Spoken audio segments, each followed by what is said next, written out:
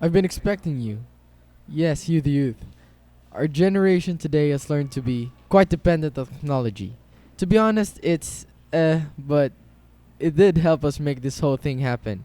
But that's besides the point, so please sit back, relax, and enjoy the short documentary.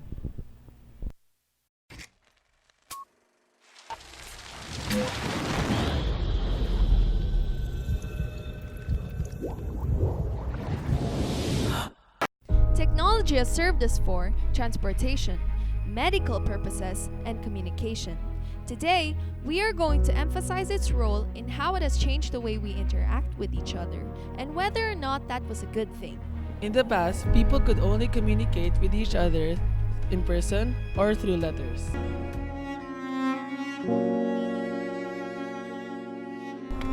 ¿Escribiste cartas? Pues sí. Pensé que sería más romántico si fueran escritos, con mi puño y letra.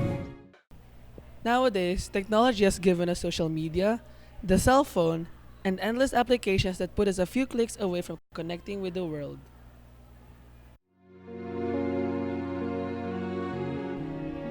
¿Quién escribe cartas todavía? ¿Qué no me mandaste un email? ¿O contestaste a mi Twitter? ¿O escribiste en mi blog? Digo, hay como 1,000,000 de maneras en las que me puedes contactar. Pues sí.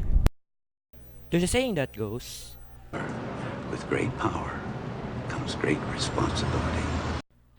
One might think that with a tool as powerful as this, the youth would constantly be changing the world.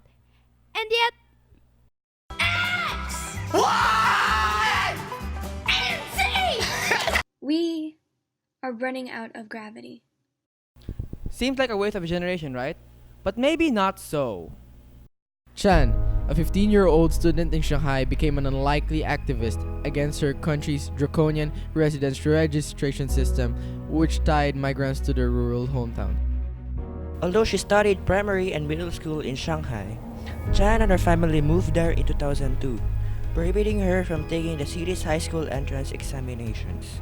Chan was told she had two choices: attend a vocational school or return to her ancestral village where scarcity enveloped opportunities. Chan decided to speak out. She organized a protest in front of Shanghai's Education Bureau and posted a barrage of dissenting messages online. At first, the consequences were severe. Her father was arrested and put to jail by China's local authorities. Yet Jan's message was well timed and climbed to the top of the national agenda as state-run media outlets began to take notice. Hoosier once said that fighting for your rights is fighting for the nation's rights, and fighting for your freedom is fighting for the nation's freedom, she said. A free and democratic country cannot be made up of slaves. A resident of Los Angeles, California, Annie Gersh is a ninth grader and an advocate for young girls' rights. She was inspired by the Girl Up event featuring Jordan's queen, Queen Rania. We can break the cycle of illiteracy, poverty, and disease in a single generation. If we educate girls, we can change the world. Educate girls, change the world. The Girl Up campaign is led by the United Nations Foundation and gives American girls the chance to lead and reach young adolescent girls deprived of safety, education, and health elsewhere. Since then, Annie has become an active voice in her school, as well as nationally, participating in Girl Up leadership summits in Washington, D.C., and meeting with representatives from the Congress. From January 2007 to 2009, Malala Yousafzai used the pen name Gul Makai to blog for BBC about life under Taliban. On October 9, 2012, however, a Taliban gunman shot her because she was an activist for human rights, particularly women's right to education. However, she survived and went on to receive the Nobel Peace Prize. We need more Malala Yousafzais in our country who will fight for the people's rights no matter the consequence. In the Philippines, the brave souls who fight for the right objective are shunned by society and shamed by those in power. Fake news, online bullying, and public oppression spread like a pandemic, and the truth is willingly swept under the rug. This must end. Our rights cannot stay silent. I've been expecting you. Yes, you the youth. There's an old saying that goes, the youth is wasted on the young. And if we look around us, it's tempting to agree.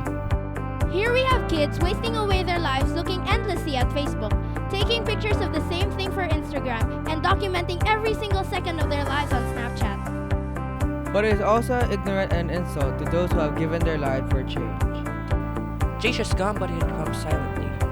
It's not simply the words that we bark in Twitter, but the deeds we do in life that make the difference. These stories are not just stories told, they are stories lived, and like every single one of them, You have a life too, a life that can make a difference, a life that can prove that the youth is not wasted on the young. So don't just speak the voice of change, live it out. Because the voice of change.